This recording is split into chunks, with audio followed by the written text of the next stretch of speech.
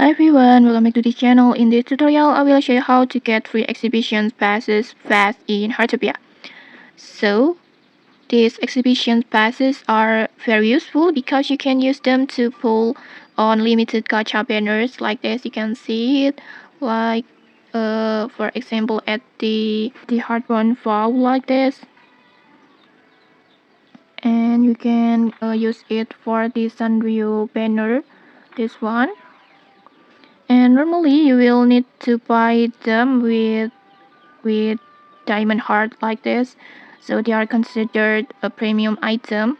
But right now there are a few ways to get them completely free.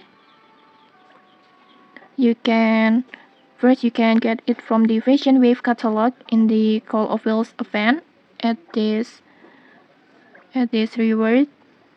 This one you can get the exhibition pass on here after you collect some points on here at the collections points. And then second, you can get it from the Sanrio Gacha Machine.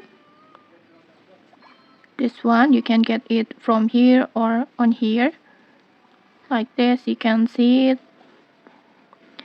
And you can also open the half anniversary event.